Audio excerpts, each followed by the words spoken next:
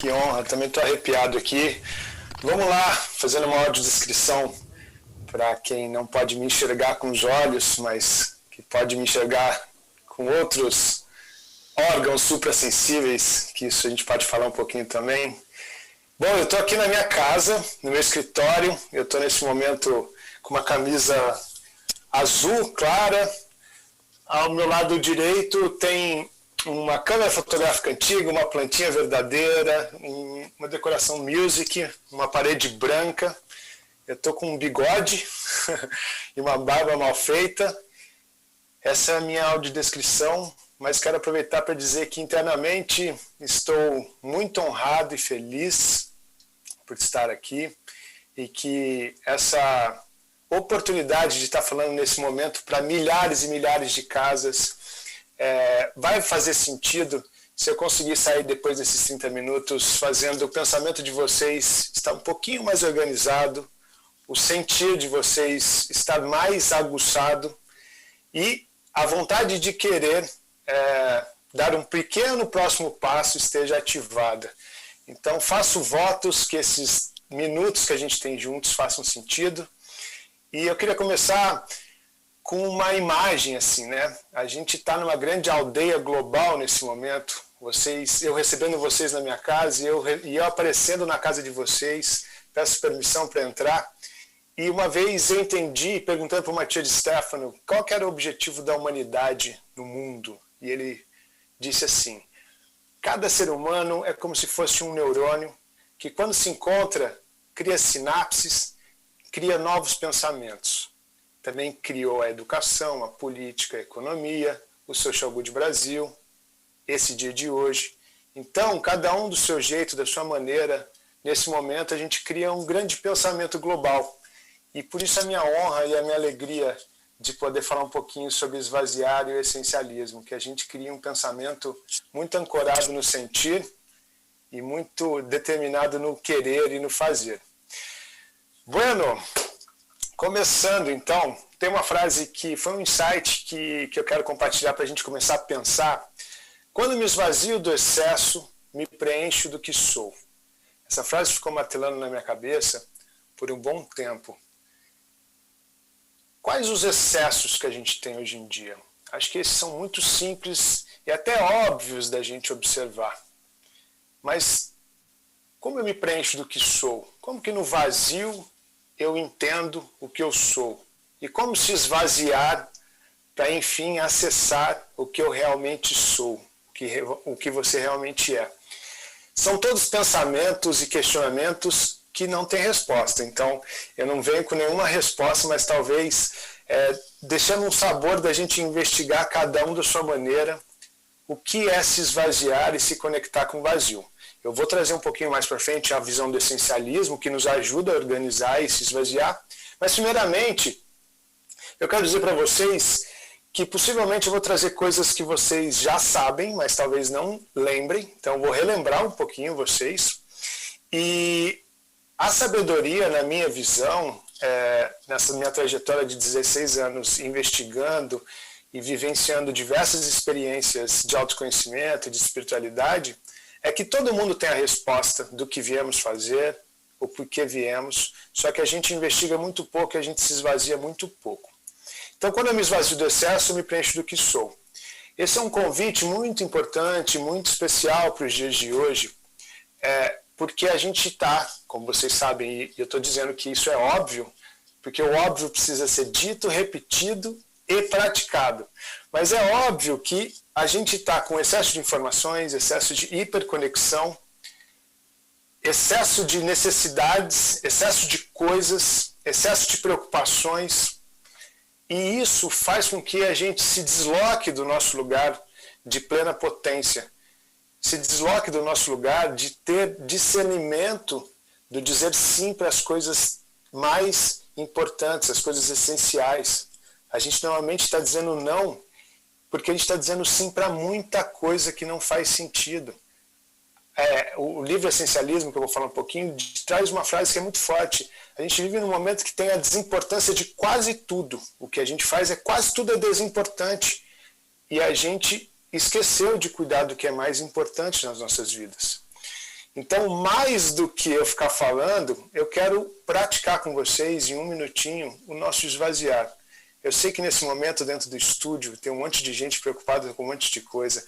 Na sua casa, possivelmente igual eu que tenho uma bebê pequena, estamos preocupados se ela vai dormir ou não.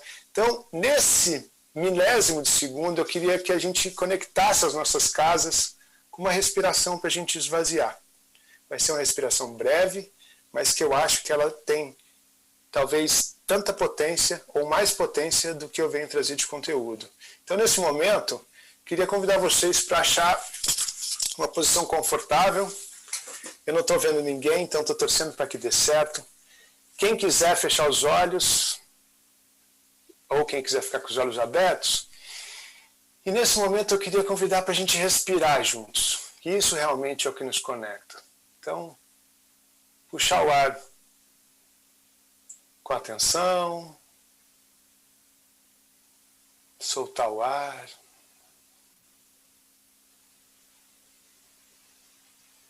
Trazer o ar com mais atenção. Liberar o ar. E nesse ritmo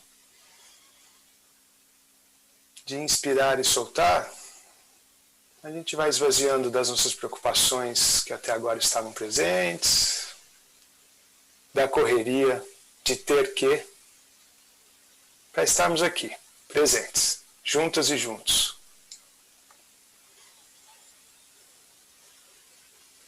E com um pouquinho mais de atenção, eu quero relembrar quem disse que não estamos presentes. Nesse exato momento, seus pés, suas pernas estão extremamente no momento presente. Seu quadril, sua barriga, seu tórax.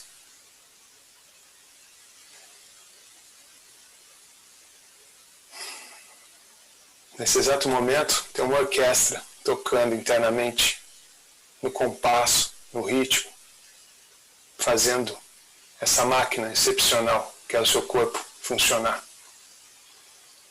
Respira e celebra que grande parte de você está presente.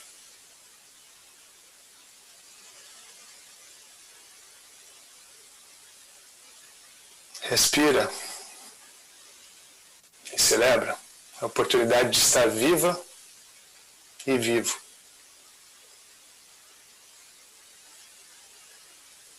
Respira a oportunidade e agradeça essa oportunidade de ter ar disponível para o bom funcionamento do teu corpo.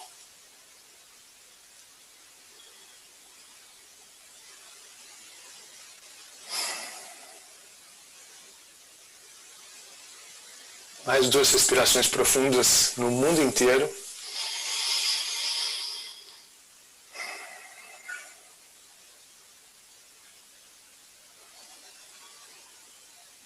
Mais uma. E agora a gente vai voltando, trazendo um pouco mais de atenção e presença. Então, essa é uma prática simples, que pode ter diversos nomes, diversas linhas, mas que nos faz esvaziar um pouquinho do que está tomando conta da nossa cabeça.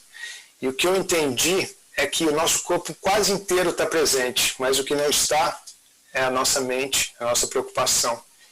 E ela faz migalhas com o nosso corpo quando a gente não cuida dela estar em sintonia com esse momento presente. Então, no vazio, e a importância de esvaziar, para os dias de hoje, o que eu tenho percebido é que é uma das coisas mais disruptivas que tem. E eu tenho entendido e estudado que em diversas linhas filosóficas e espiritualistas, o vazio é tido como a base da existência, é tido como o pano de fundo da existência. Porém, é muito difícil de explicar o que é o vazio. Algumas linhas explicam que é o todo, outras que é Deus. Não cabe a gente nomear, porque eu acho que o vazio é muito complexo para a gente nomear. Mas eu queria ressignificar que nós não estamos falando de um vazio sem vida, e sim um vazio de muita vida, de muita potência. Quando eu falo de potência, para quem teve filho pequeno, a Malu está com 7 meses, eu lembro direitinho quando ela veio e se materializou dentro da barriga da minha companheira, e os primeiros ultrassom era uma bolinha vazia, sem coração. E no outro ultrassom, o coração começava a bater dentro daquele vazio, e dali surgia a vida. Essa talvez é a explicação mais prática sobre a magnitude do vazio que eu vivi nos últimos tempos. Mas, de fato, a gente está num momento onde a gente conseguir eliminar o excesso de fora para dentro nos ajuda a reabitar esse lugar de paz, de tranquilidade e de conexão com algo a mais, algo mais superior do que as coisas triviais do nosso mundo aqui. Eu ouvi a Carol falando um pouquinho que não é simples, não é fácil o autoconhecimento, mas para mim esse é um dos únicos destinos que a gente pode ter nesse momento de excesso de coisas, o esvaziamento para a gente ter o discernimento do que temos que fazer com tantas coisas maravilhosas que foram criadas pela nossa mente criativa também. Mas ela também foi muito destrutiva. Então eu acredito que o se esvaziar e a potência desse lugar, a física quântica fala sobre isso também, mas nós não vamos ter tempo para aprofundar, mas a potência desse lugar da gente se esvaziar ao ponto de estarmos conscientes e coerentes com o nosso propósito de vida e conscientes e coerentes com o porquê nós viemos, nos ajuda a utilizar todas as ferramentas, os dados e tudo mais que ainda vai ser criado a favor do que é essencial, a favor do que é mais importante para mim, para você, para a nossa comunidade. Então, esse é um ponto muito importante. E no vazio, do budismo fala sobre vacuidade, o Tupi-Guarani respeita o vazio como um lugar de sabedoria. Então, nessa cultura do fazer mais, do ter mais, do ser multidisciplinar, eu tenho entendido e aprendido com bastante dificuldade, posso contar isso para vocês, que esse caminho essencialista é um ótimo caminho para ajudar a gente na parte mental, para a gente conseguir tomar decisões importantes, práticas e objetivas, para que a gente acesse esse lugar mais do vazio. Seria muita prepotência minha querer explicar o que é o vazio, mas o que eu entendi é que o vazio ele precisa ser sempre revisitado e investigado e estudado por outras linhas filosóficas de 2.500, 3.000, 4.000 anos que já falava sobre esse lugar do vazio primordial que habita dentro de cada uma e de cada um de nós. Por isso a gente montou a Escola do Vazio, que a gente sabe que a gente não tem a resposta e que essa resposta só vai vir através de muita experiência coletiva, cada um trazendo um pedacinho, uma pecinha do tabuleiro. Bom, viramos um pouco sobre o vazio. O momento atual também, na minha visão, pede um salto no vazio. Então a imagem que eu gostaria de trazer é aquela imagem do trapezista, né, que no circo, né, tem aqueles 2 trapézios e tem um determinado momento que ele precisa fazer um salto no vazio sem saber que esse outro trapézio, esse outro, não lembro o nome desse equipamento, vai estar ali. Então ele fica em suspensão em algum momento, sem ter a certeza de onde ele vai cair. Mas é justamente esse fluxo de falar, tem muita coisa aqui do passado que não faz o menor sentido, eu ainda não sei para onde a gente vai, que faz as inovações, da minha visão, mais essenciais e mais importantes para esse salto que a gente está dando nesse exato momento. Assim. Então, falar sobre futuro, para mim, é falar sobre presente, sobre esse salto que estamos dando nesse exato momento. E aí, na minha visão, o que me faz acreditar e trabalhar diariamente mesmo sobre tantas informações tóxicas é a fé de que cada um guarda dentro de si algo bom. Cada um guarda dentro de si o vazio primordial. Cada um guarda dentro de si um pedacinho do que a gente veio fazer. E cabe nós, coletivamente, descobrirmos. Legal, falamos de uma área mais filosófica e eu gostaria de trazer, deixa eu ver como eu estou de tempo.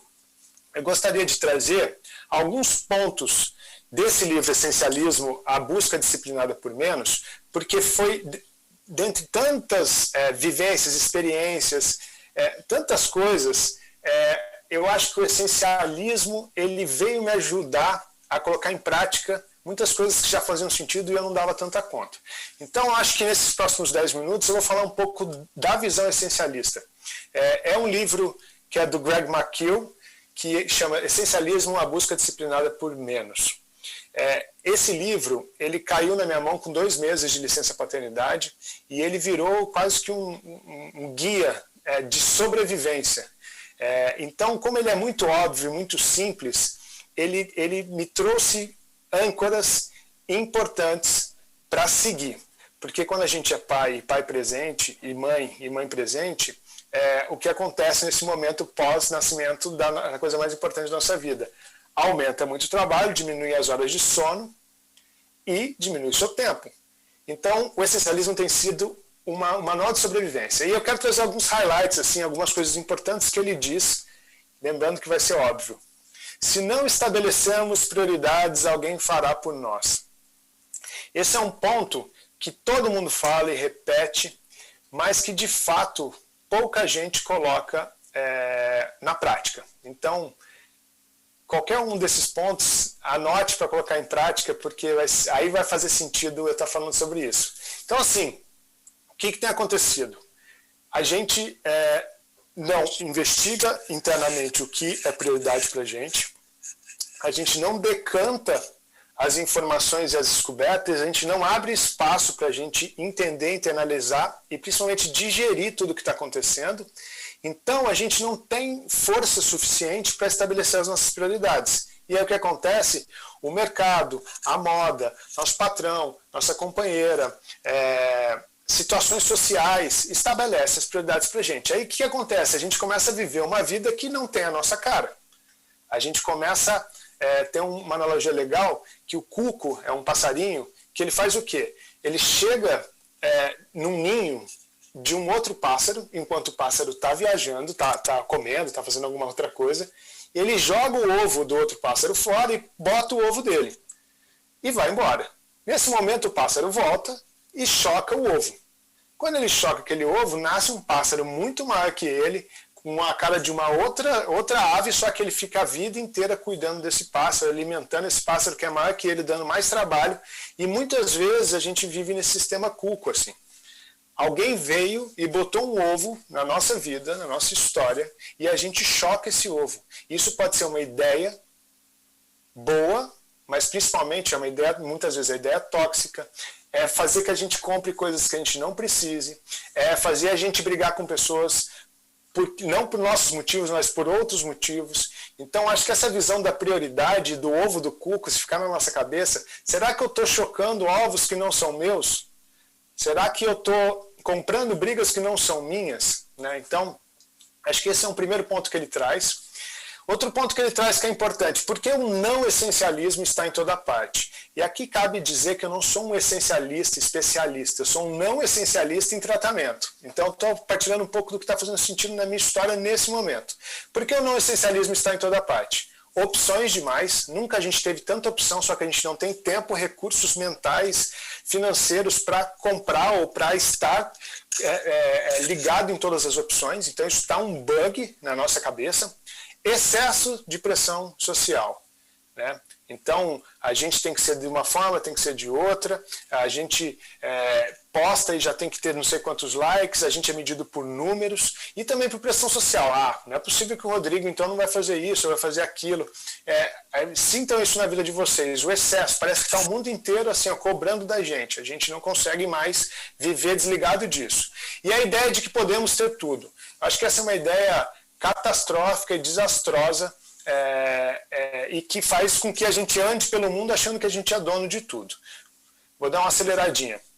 Outro ponto que eu falei é a desimportância de quase tudo. Então, se você observar hoje na nossa rotina, ou até na nossa casa, quantas coisas desimportantes tomam o nosso tempo. E acho que esse é o lema do livro, menos porém melhor. Fazer menos coisas com mais qualidade. Porém, para chegar no menos, porém melhor, tem toda uma série de crenças limitantes que a gente precisa eliminar.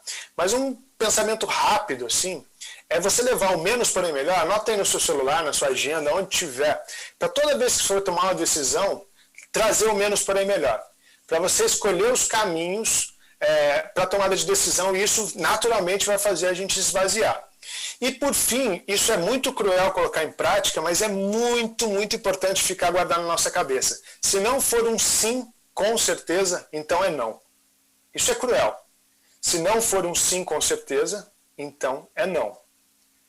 Isso nos ajuda muito a não entrar num piloto automático de dizer sim para todas as coisas que aparecem. E a gente, na nossa educação, nós fomos doutrinados para se sentir pertencente, dizer sim para todas as pessoas, ainda mais aqui no Brasil.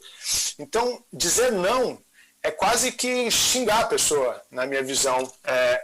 Só que um não verdadeiro, coerente, que a gente traz para dentro, ele possivelmente é melhor para a gente e melhor para a pessoa, porque muitas vezes o que acontece é que a gente fala assim para um monte de coisa, não entrega nada direito e temos essa dificuldade de escolha, né, de síntese. Então, se não for um sim, com certeza, ele fala que é um não. Isso já ajuda bastante.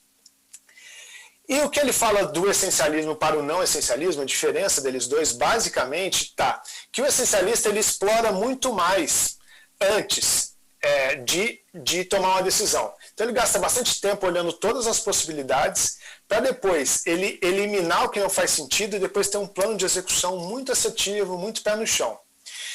E aí, só para fazer um quadro assim, mental, o não essencialista ele pensa tudo para todos. Então eu vou fazer tudo para todo mundo, vou ser bem aceito, vou ser agradável. E o essencialista pensa em menos, porém melhor.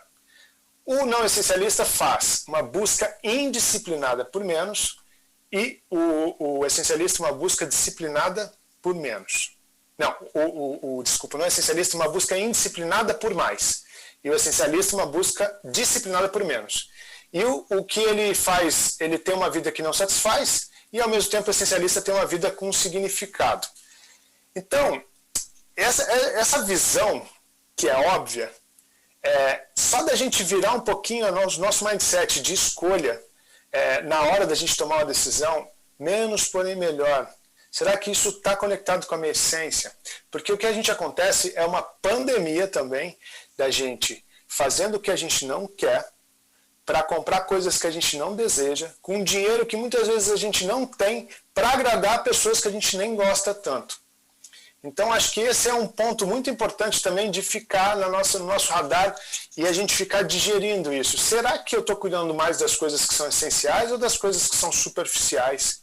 Ou que me disseram que é essenciais, mas eu nem me esvaziei para entender se isso faz sentido. E aí o que eu acredito, deixa eu ver como está meu tempo, é que de verdade, pode ser até piegas, assim, mas não tem problema. Assim, nessas épocas de fake news, o veículo mais confiável vai ser o coração. O nosso coração, que tem ritmo, que tem empatia, ele precisa estar muito junto com a nossa cabeça para tomada de decisão. Então, é muito necessário, disruptivo e inovador para os dias atuais a gente ter esses momentos de deixa eu sentir o meu coração para ver se faz sentido o que eu estou fazendo. E aí, um último ponto para a gente abrir para as conversas é que eu entendi, e estou falando no Social Good com muitas pessoas queridas e apaixonadas em salvar o mundo, mas uma grande sacada essencialista que eu entendi é que eu não quero mais salvar o mundo. Eu comecei a salvar o mundo de mim mesmo faz alguns anos. Por quê? Porque imediatamente eu posso corrigir algumas coisas que estavam gerando desconforto, ou que estava desgastando, ou que era tóxico. Então, quando eu saí de um lugar intangível que é salvar o mundo, e comecei a entender o que eu faço aqui dentro de casa, devagarzinho, quietinho, que salva o mundo de mim, dos meus pensamentos tóxicos, das minhas atitudes tóxicas, da minha forma de caminhar pelo mundo, que não era tão legal, eu começo a fazer uma transformação que vai de dentro para fora. Por quê? Porque eu percebi que com tantas...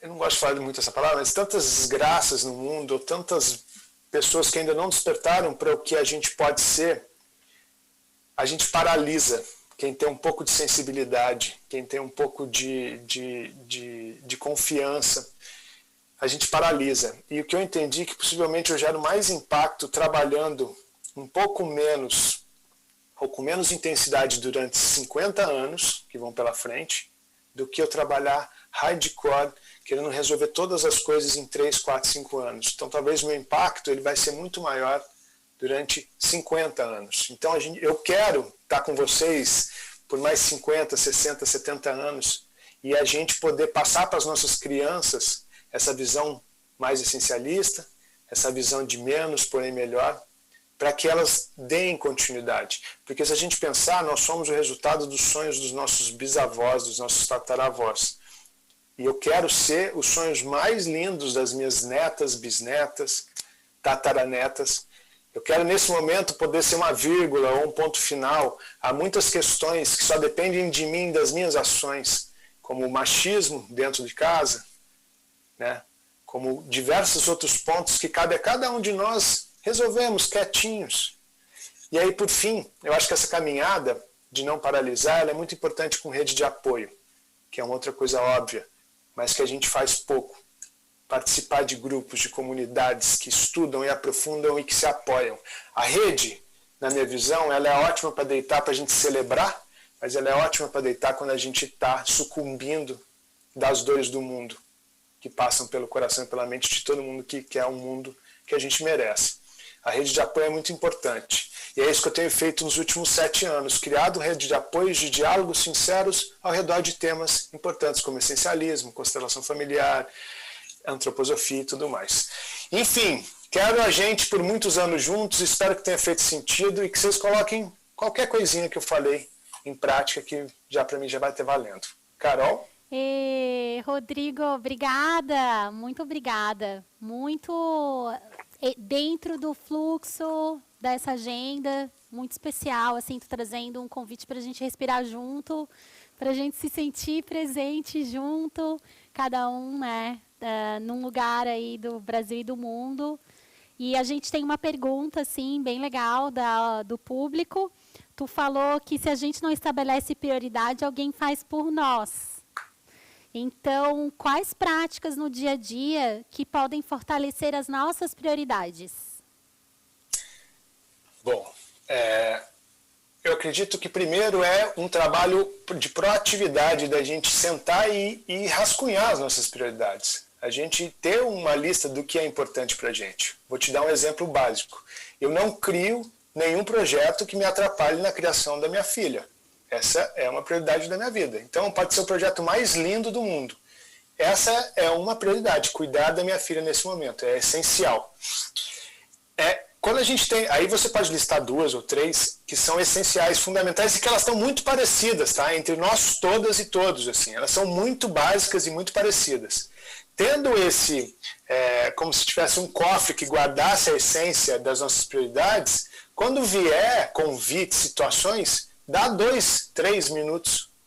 A gente tem também a necessidade de responder logo, porque vai acabar o tempo. Respira.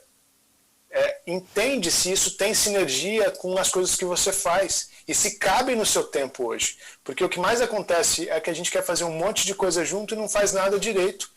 Né? E é cobrado por ainda ter que fazer bem feito tudo aquilo que estão pedindo pra gente. Não, basta, sabe? Senão a gente vai ficar todo mundo com a saúde mental do jeito que está caminhando a sociedade. Acho que eu respondi, então, ter prioridades básicas, desenhadas, rascunhadas, e sempre retorna para elas e, como que digo, refina essas prioridades.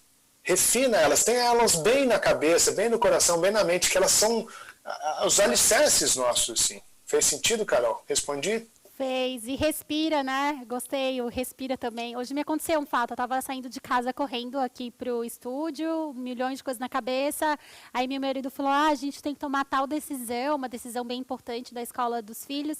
Aí eu falei, calma, essa aí eu vou ter que meditar, não vai ser agora.